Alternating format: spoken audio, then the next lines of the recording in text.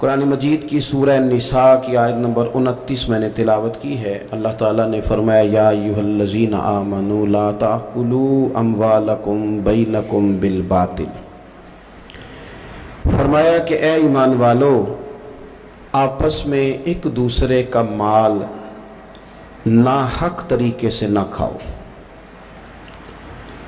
باطل طریقے سے آپس میں ایک دوسرے کا مال نہ کھا جانا۔ اسلام جو ہے اس کے کچھ شعبہ جات ہیں، اگر ہم اس کی بڑی شعبہ جات کی تقسیم کریں گے تو دو چیزیں ہیں، ایک حقوق اللہ اور ایک حقوق العباد۔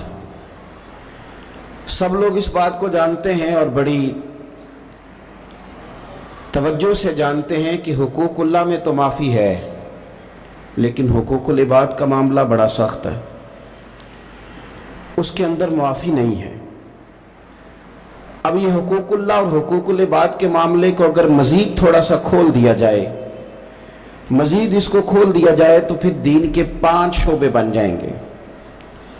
ایک عقائد ہے، اس کے بعد عبادات ہیں، تیسرے نمبر پر معاملات ہیں ہمارے ایک دوسرے کے ساتھ لین دین کے حقوق کے، چوتھے نمبر پر اخلاقیات ہیں کہ ہمارا رویہ، ہمارے عادات کس طرح کی ہیں، اور پھر 5ویں نمبر پر ہماری معاشرت ہے کہ ہمارا اٹھنا بیٹھنا رہن سہن کس طرح کا ہے۔ 5 حصوں میں آپ اس کو تقسیم کر سکتے ہیں۔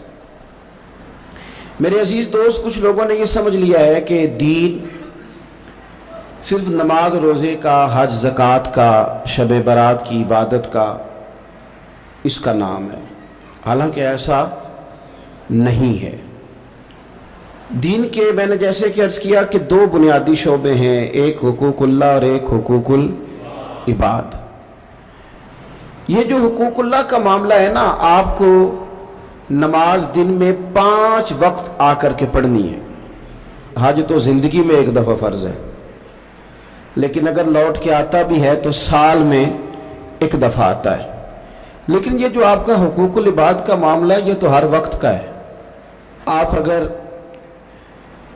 جوان ہیں تو پھر آپ کا ماں باپ کے ساتھ حقوق کا تعلق ہے، بہن بھائیوں کے ساتھ تعلق ہے، شادی شدہ ہیں تو میاں بیوی کے حقوق آپس میں شروع ہیں، صاحب اولاد ہو گئے تو اب آپ کے اولاد کے حقوق ذمہ آ گئے، آپ اگر کارخانہ دار ہیں تو مزدوروں کے حقوق ہیں، اگر آپ استاد ہیں تو شاگردوں کے حقوق ہیں، اگر آپ شیخ ہیں تو مریدوں کے حقوق ہیں، اگر آپ مرید ہیں تو شیخ کے حقوق۔ تو حقوق کے ساتھ تو ہر وقت انسان کا آپس کے اندر یہ سلسلہ جاری رہتا ہے۔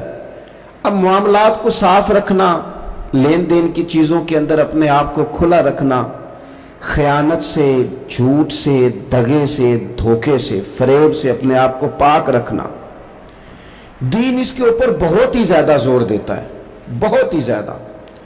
مسلم شریف میں حدیث ہے، نبی پاک صلی اللہ تعالیٰ علیہ وسلم نے صحابہ سے پوچھا تھا، مسلم بخاری دونوں میں، کہ بتاؤ مفلس کون ہوتا ہے، غریب کون ہوتا ہے؟ تو لوگوں نے وہی بات عرض کی جو عرض کرنے کا موقع تھا اور انسانی فہم کے عقل کے قریب بات تھی۔ عرض کی یا رسول اللہ صلی اللہ تعالیٰ علیہ وسلم، جس کے پاس مال و دولت نہ ہو مفلس ہوتا ہے؟ تو حضور نے فرمایا نہیں، میری امت میں تو مفلس وہ ہوں گے جو نماز روزے اور زکوٰۃ کے ساتھ قیامت والے دن آئیں گے، یعنی وہ مفلس ہوں گے جو نماز، زکوٰۃ، روزے کے ساتھ قیامت کے دن آئیں گے۔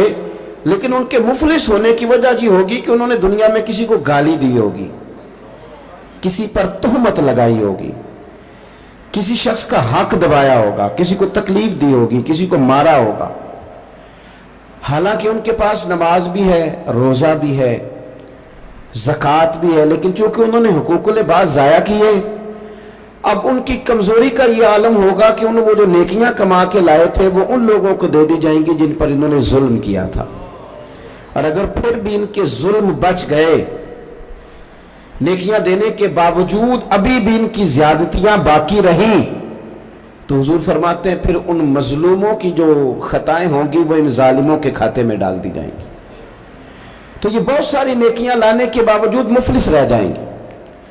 تو یاد رکھیں کہ حقوق اللہ کا معاملہ اپنی جگہ پہ وہ بڑا سخت ہے۔ اب ہمارے ہاں یہ ہوتا ہے کہ توازن نہیں قائم رکھا جاتا، کچھ لوگ تو ایسے ہیں جو سمجھتے ہیں نماز پڑھ لی ہے، میں نے روزہ رکھ لیا ہے، باقی میں ولی اللہ ہو گیا ہوں، میں حق نہ بھی ادا کروں. اور کچھ معاذ اللہ اس طرح کے ہیں جو کہتے ہیں کہ نماز کی تمہیں پڑھی ہے باقی کام. تو بھائی آپ نماز کو بھی ہلکا نہیں سمجھ سکتے، یہ رب کی عبادت ہے. آپ اللہ کی بارگاہ میں جھکنے کو معمولی بات سمجھتے ہیں. آپ توازن قائم رکھیں گے، نماز پڑھیں گے تو وہ بھی پورے ذوق کے ساتھ پڑھیں گے، عبادت کریں گے تو پوری توجہ کے ساتھ کریں گے، نفل ادا کریں گے تو پورے انہماک کے ساتھ، شوق کے ساتھ، ذوق کے ساتھ. قرآن پاک سے آپ مکمل پیار کریں گے، محبت کریں گے، خلوص کے ساتھ پڑھیں گے. لیکن حقوق العباد کا معاملہ، اس کا بھی پورا خیال رکھا جائے گا. یہ دیکھیں نا، کچھ چیزوں کا تعلق عظمت کے ساتھ ہوتا ہے اور کچھ چیزوں کا تعلق ضرورت کے ساتھ ہوتا ہے. اللہ تبارک و تعالیٰ کی جو عبادت ہے وہ اس کی عظمت کے لیے ہے کہ رب عظمتوں والا ہے، وہ حق رکھتا ہے کہ اس کی عبادت کی جائے. اسی ہی کی شان ہے کہ اس کے سامنے جھکا جائے جو کہ وہ عظمت والا ہے. لیکن اللہ کو عبادت کی ضرورت ہے. ساری دنیا کے مرد حضرت جنید بغدادی بن جائیں، باجزید بستامی بن جائیں، ساری دنیا کے مرد نیک پارسا متقی بن جائیں اور ساری دنیا کی عورتیں رابعہ بصری بن جائیں، تو پھر بھی رب کی شان میں کوئی اضافہ تو نہیں نہ کر سکتے. اور سارے مکر جائیں معاذ اللہ کہ ہم نے عبادت نہیں کرنی، تو اس کی شان میں کوئی کمی کر سکتے نہیں. تو اللہ کی عظمت ہے، شان ہے، اللہ کو عبادت کی ضرورت نہیں ہے. یہ اس کی عظمت ہے کہ اس کی بندگی کی جائے. تو کچھ چیزوں کا تعلق عظمت کے ساتھ ہوتا ہے اور کچھ چیزوں کا تعلق ضرورت کے ساتھ ہوتا ہے. اللہ کی یہ شان ہے کہ اس کی بندگی کی جائے اور لوگوں کو ضرورت ہے کہ ان کا خیال رکھا جائے. اللہ کی تو شان ہے کہ رب کی عبادت کی جائے، اور بھوکے کو ضرورت ہے اسے روٹی کھلائی جائے، پیاسے کو ضرورت ہے کہ اسے پانی پلایا جائے. آپ دیکھیے کہ میرے ایک بڑے بہترین قابل احترام استاد ہوں، شیخ ہوں، ایک طرف وہ مجھے بلا رہے ہوں کہ آ ذرا میری بات سن، اور ایک طرف ایک آدمی بڑا مریض ہے، بیمار ہے، اسے ضرورت ہے کہ میں اسے ہسپتال چھوڑ کے آؤں. تو مجھے کیا کرنا چاہیے؟ وہ جو مر رہا ہے نا اسے ہسپتال پہنچانا چاہیے. اس لیے کہ بزرگوں کی تو عظمت ہے، میں نہ بھی جاؤں گا تو ان کی شان میں کوئی کمی، لیکن اس کو میری ضرورت ہے، یہ ضرورت مجھے پوری کرنی ہے. چلے میں بات اور کھولتا ہوں، زیادہ سمجھ میں آ جائے، شاید اس طرح زیادہ سمجھ میں آ جائے. ایک بزرگ ہیں، انہوں نے وضو تازہ کرنا ہے، ان کو پانی کی ضرورت ہے، اور پانی ایک کٹورے میں ہی ہے، صرف ایک برتن میں پانی ہے، انہوں نے وضو تازہ کرنا ہے. اور قریب ایک شخص ہے جو پیاس سے مر رہا ہے. بزرگ آواز دیتے ہیں کہ میاں آنا ذرا وضو کرانا، اور وہ کہہ رہا ہے یار میں مر جاؤں گا چند قطرے نہ ملے. اب شریعت کا حکم یہ ہے کہ وضو نہیں کرانا، پیاسے کو پانی پلانا ہے. یہ آپ بات کو سمجھیں. اب ذرا بخاری مسلم کی وہ حدیث سنیں کہ نبی پاک صلی اللہ تعالی علیہ وسلم فرماتے ہیں قیامت کے دن رب فرمائے گا ایک بندے سے کہ میں بھوکا تھا، تو نے مجھے روٹی کیوں نہیں کھلائی؟ رب فرماتا ہے کہ میں پیاسا تھا، تو نے پانی نہیں پلایا. کپڑے لے کے تو آیا ہی نہیں، مجھے کپڑے پہنانے چاہیے تھے. تو بندہ عرض کرے گا مالک تو کھانے سے، پینے سے، پہننے سے پاک ہے. تو رب فرمائے گا وہ جو تیرے پڑوس میں بندہ بھوکا تھا تو بندہ تو میرا ہی تھا نا. وہ جو تیرے جاننے والوں میں آدمی پیاسا تھا تو وہ تھا تو میرا ہی بندہ. بھائی غور کریں گے آپ بات پر. آپ حقوق العباد کا جو مسئلہ ہے نا اس کو آپ سمجھیں. ہم لوگوں نے سمجھ لیا کہ بس ٹھیک ہے، کھل کے میں حاجی صاحب کہلاؤں، کھول کے میں صوفی صاحب کہلاؤں، مجھے لوگ معلم کہیں، مجھے لوگ صاحب تقویٰ کہیں، اور مجھ سے لوگ ڈگری لیں، میں لکھ کے دوں تو کوئی نیک ہوگا، میں لکھ کے دوں تو کوئی نمازی ہوگا. یوں نہ کر. رب کے بندے ہیں، ان سے پیار کرنا سیکھ. اللہ کی مخلوق کے بارے میں اپنا رویہ نرم کر، اپنے معاملات کو صاف کریں، لین دین کے معاملات کو کلیئر رکھیں. لا تاکلوا اموالکم بینکم بالباطل، ایک دوسرے کا مال باطل طریقے سے نہیں کھانا. تیری نماز تجھے روک دے، تو نماز پڑھ کے نکلے تو خیال آئے کہ میں نے جھوٹ نہیں بولنا. تیری نماز تجھے روک دے کہ میں نے لقمہ حرام اپنے قریب نہیں آنے دینا. امام اعظم ابو حنیفہ 40 سال اگر ساری رات کھڑے رہ کے نماز پڑھتے رہے ہیں نا، تو امام صاحب کا یہ عبادت کا ماحول بھی تھا. لیکن اگر ان کے پارٹنر نے کپڑا بیچتے وقت کسی کو نقص والا کپڑا بیچ دیا ہے نا اور وہ پیسے لے کے آئے تو امام صاحب نے وہ رقم بھی استعمال نہیں کی, وہ بھی ساری اللہ کے راستے میں خیرات کر دی. معاملات کے بارے میں وہ لوگ بڑے سنجیدہ تھے, غیر سنجیدہ نہیں تھے کہ جناب کوئی نہیں چل جاتا ہے خیر صلی اللہ ہے. رزق کا جب تک آپ کا معاملہ صاف نہیں ہوتا, رزق کا مسئلہ جب تک ٹھیک نہیں ہوتا, تب تک تو دعائیں قبول نہیں ہوتی, نماز میں لذت نہیں آتی. نبی پاک صلی اللہ علیہ وسلم نے فرمایا پرا گندہ حالت ہو, پھٹا پرانا لباس ہو اور انسان بکھرے بالوں سے تڑپ تڑپ کے بھی دعا مانگے, اس کی دعا اس لیے قبول نہیں ہوتی کہ اس نے جو کپڑے پہنے ہیں وہ حرام پیسوں کے, جو روٹی کھائی ہے وہ کسی کا مال لوٹ کے کھائی, جو پیا ہے وہ کسی مسکین کا مال کھا پی گیا, اس کی دعا کیسے قبول ہوگی؟ آپ حقوق العباد کے معاملات کے اندر اپنے آپ کو زیادہ سے زیادہ فکر مند کریں. آپ غور کریں کس جگہ کوئی نقص تو نہیں رہ گیا. سیدہ عائشہ صدیقہ یہ بڑی نصیبوں والی خاتون ہے, یہ وہ خوش بخت عورت ہے کہ جس کے گھر میں حجرہ نور میں داخل ہو کے مدینے والے محبوب کہتے تھے کہ سکون محسوس کرتا ہوں. حضور کی سیرت بتاتی ہے کہ حضور وہاں سکون محسوس کرتے. حضرت عائشہ صدیقہ نے حضور سے دین لیا اور محبوب کریم کا سر نور ان کی گود میں رہتا تھا جب وہ حضور سے سوالات پوچھا کرتی تھی. سیدہ عائشہ صدیقہ کی عظمتیں حضرت عائشہ صدیقہ رضی اللہ تعالیٰ عنہ روایت کرتی ہیں, اور یہ حدیث مبارکہ مشکاہ شریف میں موجود ہے. فرماتی ہیں کہ اعمال نامے 3 قسم کے ہوں گے قیامت کے دن, 3 قسم کے اعمال نامے. مجرم جو ہوں گے جرم کر کے آئیں گے ان کے 3 قسم کے اعمال نامے ہوں گے. فرماتی ہیں میں نے نبی پاک صلی اللہ علیہ وسلم سے سنا کہ 3 قسم کے لوگوں کے اعمال نامے ہوں گے. ایک وہ لوگ ہوں گے, وہ والا معاملہ ہوگا جو رب کا بندوں کا عقیدے کے ساتھ ہے. اگر کوئی بندہ شرک کر کے آیا ہوگا تو اللہ اس شرک کو کبھی معاف نہیں کر. ان اللہ لا یغفر ان یشرک بہ ویغفر ما دون ذلک لمن یشاء, بے شک اللہ معاف نہیں کرے گا کہ اس کے ساتھ شرک کیا جائے, باقی وہ اس کے علاوہ جس کو چاہے گا اپنے فضل سے معاف فرما دے گا. تو ایک تو یہ اعمال نامہ قیامت کے دن ہوگا جو مشرک ہوگا اسے معاف نہیں کیا جائے گا.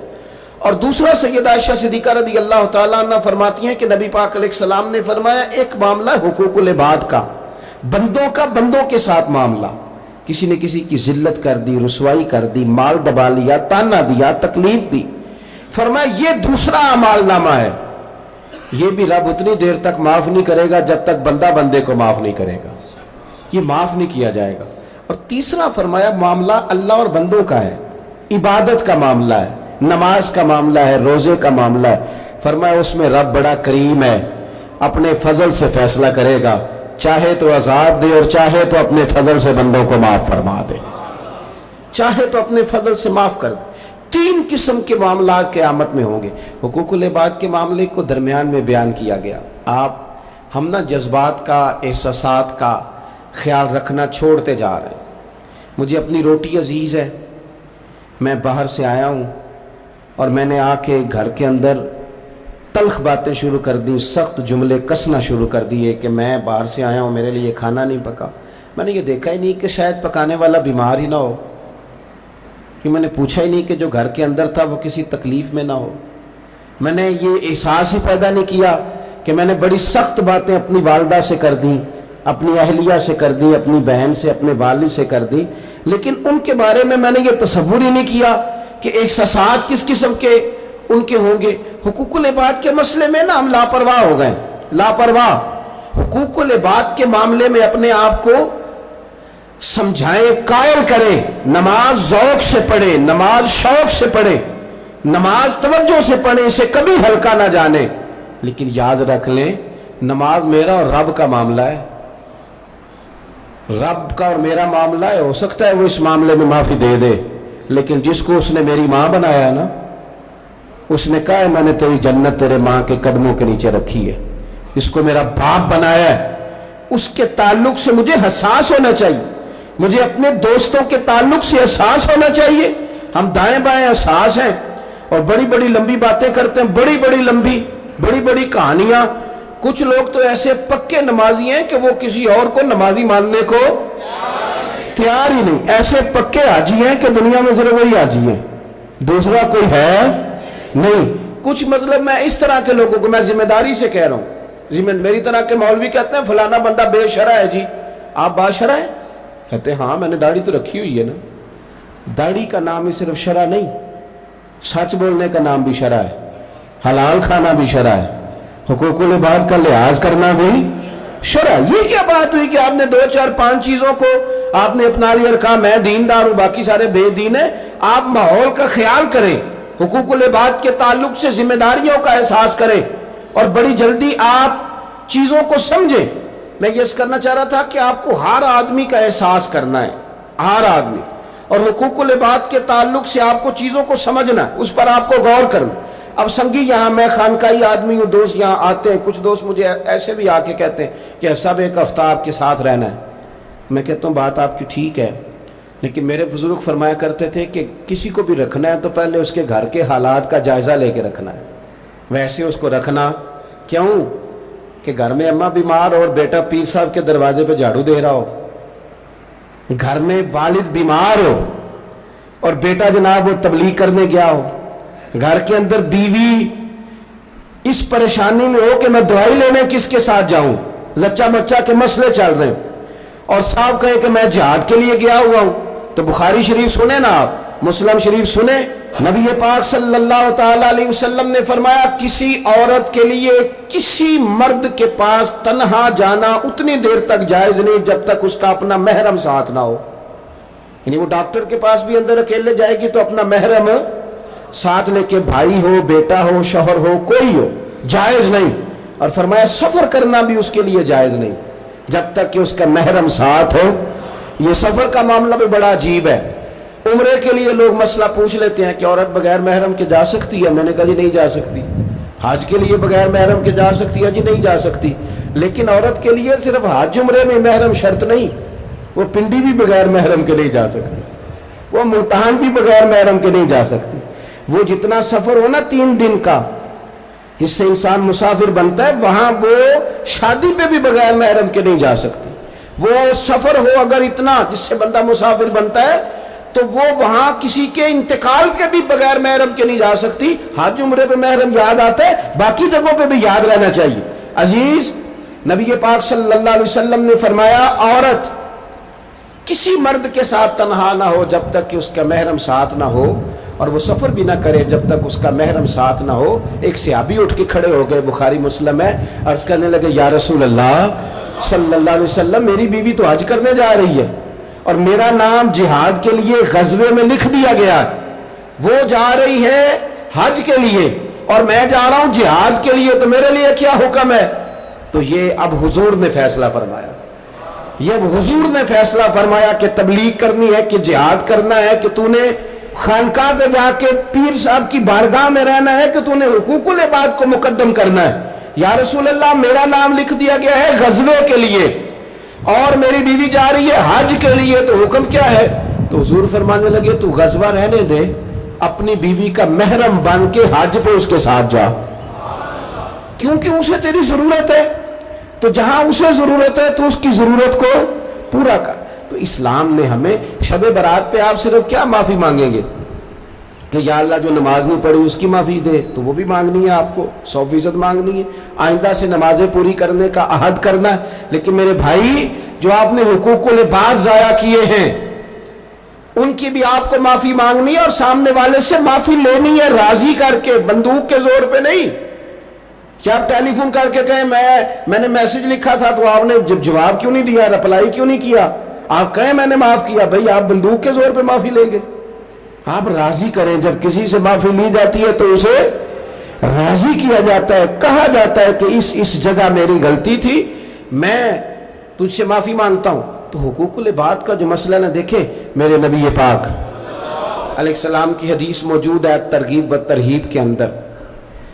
ایک شخص نے آ کے عرض کی یا رسول اللہ صلی اللہ تعالی علیہ وسلم میں جہاد پہ جانا چاہتا ہوں پر طاقت نہیں رکھتا, کمزور ہوں. حضور نے فرمایا ماں باپ میں سے کوئی ہے؟ بلے شاہ تو آسمانی اڈدیاں پڑھنا ہے, جڑا گھر بیٹھا انہوں پڑھیا ہی نہیں. ماں باپ میں سے کوئی ہے؟ یا رسول اللہ میری والدہ زندہ ہے.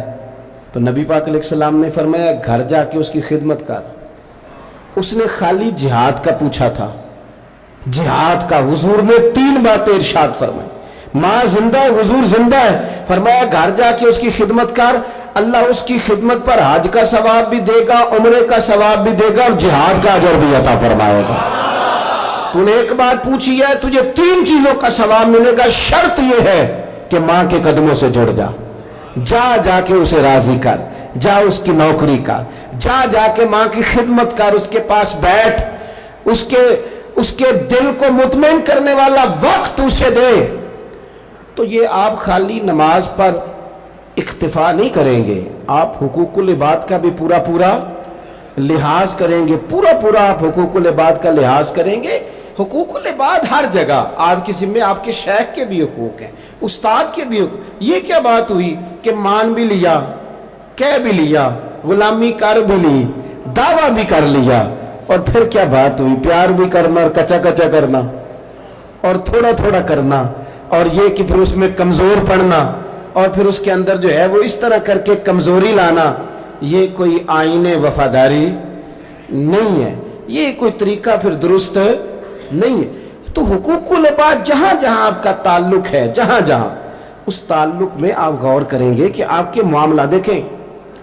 इस्लाम के अंदर कितना तड़प के जाते हैं हम काबतुल्लाह की जियारत करने, कितनी तड़प होती है अल्लाह का घर देखना है, हुजूर की बारगाह आली मर्तबत में हाजिरी देनी है, मदीना तैयबा हाजिर होना है, कितनी बड़ी फजीलत है। लेकिन आपको पता है कितनी बरकत वाली जगह है बैतुल्लाह शरीफ।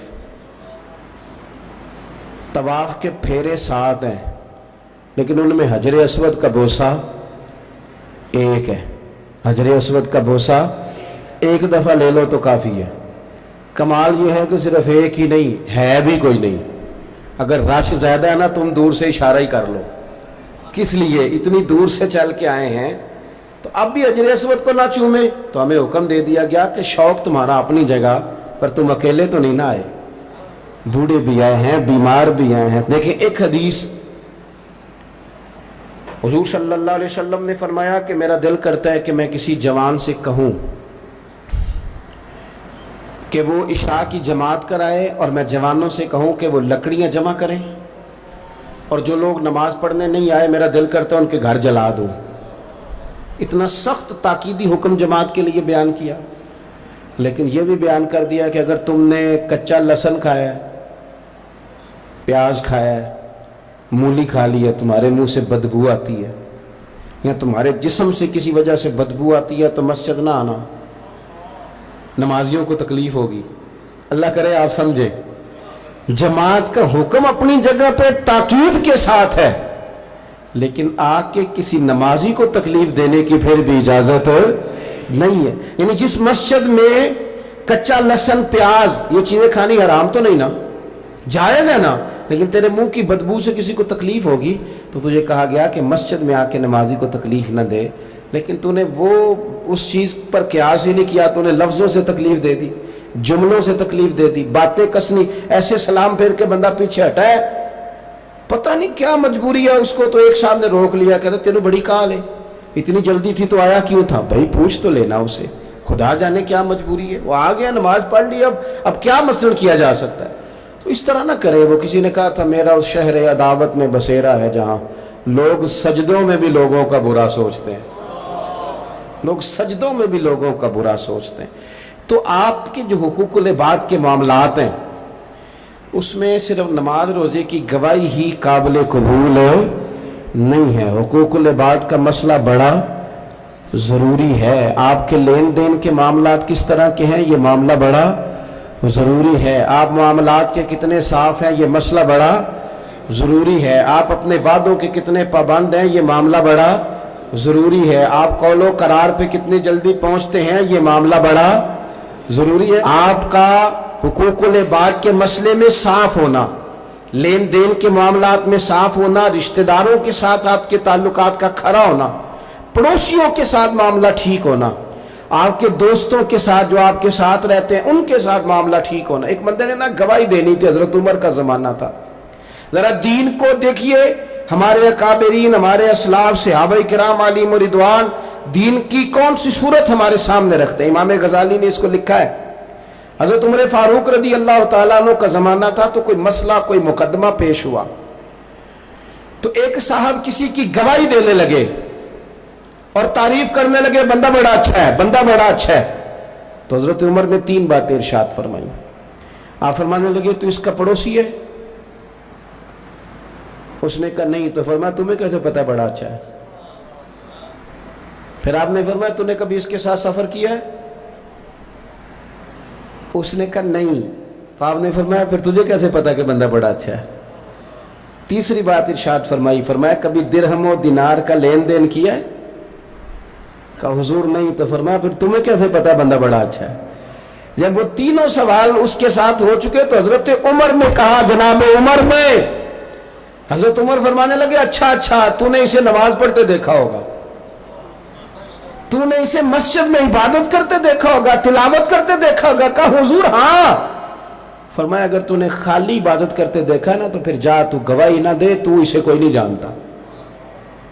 خالی گواہی عبادت پر نہ دے، حالانکہ وہاں بھی گواہی ہے، مسجد میں آتا جاتا دیکھو تو صاحب ایمان ہونے کی گواہی دو، لیکن اس کے معاملات کی گواہی، اس کی صفائی اور ستھرائی کی گواہی یہ آپ تبھی دیں گے جب آپ کا اس کے ساتھ لین دین کا کوئی تعلق رہا ہوگا. حضرت عمر نے فرمایا خالی نماز دیکھ کے گواہی نہ دے، خالی نماز دیکھ کے گواہی نہ دے. تو بتا کہ پڑوسی رہا ہے اس کا، سفر کیا اس کے ساتھ، کبھی لین دین کے معاملات ہوئے؟ اگر ان معاملات میں کھڑا ہے تو پھر گواہی دے، اور اگر یہ نہیں تو پھر تو اسے جانتا بھی. اپنے معاملات کو صاف رکھے، صاف رکھیں. آپ کو پتہ ہے نبی پاک صلی اللہ علیہ وسلم نے جلد بازی سے منع کیا ہے، جلد بازی کسی کام میں نہ کرو، لیکن فرمایا 2-4 کاموں میں جلد بازی کرو. ان میں سے ایک فرمایا کہ اگر تم نے کسی کا قرض دینا ہے نا اور تمہارے پاس پیسے آ گئے تو پھر واپس کرنے میں جلدی کرو. معاملات کی جو صفائی ہے نا حقوق العباد کے تعلق سے، وہ اتنا ضروری کام ہے کہ نبی پاک صلی اللہ تعالیٰ علیہ وسلم نے نا منبر پر بیٹھ کر کن دنوں، جن دنوں حضور کے وصال ظاہری کے دن قریب تھے، تیز بخار تھا، منبر پر بیٹھ کر قریب محبوب نے فرمایا تھا لوگوں رب نے ایک بندے کو اختیار دیا ہے، چاہے تو دنیا میں رہے اور چاہے تو اس کی بارگاہ میں حاضر ہو جائے. اس بندے نے جانے کا ارادہ کر لیا. حضور فرماتے ہیں میں تمہارے بیچ رہا ہوں، اگر میری وجہ سے تکلیف پہنچی ہو تو بدلہ لے سکتے ہو. یہ اس طرح کی دعوت نہیں تھی نا جس طرح کی ہم دیتے ہیں. حضور کے لیے تو کسی نے گمان بھی کیا تو گناہگار ہوگا، مجرم ہوگا. لیکن ایک صحابی حضرت عکاشہ بن محصن اٹھ کے کھڑے ہو گئے، عرض کی یا رسول اللہ صلی اللہ علیہ وسلم ایک جنگ کے موقع پر آپ نے مجھے درہ مارا تھا، میں نے بدلہ لینا ہے. تو حضور نے فرمایا درہ منگایا جائے. حضرت بلال گئے سیدہ فاطمہ کے گھر درہ لینے. سیدہ پاک رضی اللہ تعالیٰ عنہ فرمانے لگی بلال درہ اور اس کیفیت میں؟ تو کہا اماں جی یہ معاملہ ہے، بی بی صاحبہ یہ مسئلہ ہے. تو حضرت فاطمہ نے دونوں شہزادے ساتھ بھیجے. کہنے لگی عکاشہ سے کہنا میرے پتر دونوں حاضر ہیں، 100 درہ مارے. لیکن حضور کی طبیعت صحیح نہیں ہے، ان کے قریب نہ جائے کوئی. وہ درہ آیا تو حضرت حسنین کریمین بھی ساتھ تھے. حضور نے دیکھا شہزادوں کو تو بات سمجھ گئے فاطمہ نے کیوں بھیجا. تو محبوب کریم نے بٹھا دیا، فرمایا عکاشہ یہ لو نا اور بدلہ لو. جناب عکاشہ درہ لے کے آگے بڑھے تو ہر صحابی کی آنکھوں میں آنسو آئے. ہر صحابی قریب آ کے کہا حضور کمر سے کپڑا ہٹائیے، میری پشت اس وقت اس پہ کپڑا نہیں تھا، ننگی تھی جب درہ لگا تھا. حضور نے کپڑا ہٹایا تو جناب عکاشہ نے درہ دور پھینکا اور حضور کی کمر مبارک کو چومنا شروع کر دیا. دیر تک چومتے رہے اور پھر کہنے لگے حضور یہ آج میرا ہی مقدر تھا، اللہ نے مجھے یہ موقع دینا تھا. کس ظالم نے، کس نے آپ سے بدلہ لینا تھا؟ یہ تو ایک موقع بنایا تھا حضور کے قریب جانے کا. تو حضور نے فرمایا جس نے جنتی کی زیارت کرنی ہو میرے عکاشہ کی کر لے. تو میرے عزیز آپ اپنے معاملات کو جلدی سے صاف کریں، حقوق العباد کے معاملے میں جلدی سے اپنے آپ کو کلیئر کریں. دیکھو یہ معاملہ بڑا سخت ہے، بڑا سخت. ایک درویش فرمایا کرتے تھے میں دوست تعلق تھوڑے بناتا ہوں، جتنے لوگ کم ہوں گے حقوق بھی اتنے कम होंगे। हमें बड़ा शौक़ है ताल्लुकात बनाने का, लेकिन हुकूक अदा करने की हम पोजीशन में नहीं है। अपने मामलात पे गहरी नज़र करें। लेने देने का मसला हो, ऊंचा बोलने का मसला हो, किसी किस्म की भी कोई दुश्वारी हो तो उन चीज़ों को आप साफ करेंगे, क्लियर करेंगे, उस पर आप अपने आप को पेश करेंगे लोगों के सामने, और अपने आप से वो सारे हुकूक जो हैं वो आप हटा लेंगे, फिर आपके लिए आसानी हो जाएगी। अल्लाह के हुजूर दुआ है कि मालिक करीम अपना फ़ज़ल फ़रमाए, अपनी रहमत फ़रमाए, और अल्लाह तबारक व तआला हमें अपने आप को साफ़ रखने की, और जहाँ जहाँ हुकूकुल इबाद के मामले में हमारे अंदर कमज़ोरियाँ हैं उन्हें दूर करने की अल्लाह हमें तौफ़ीक अता फ़रमाए।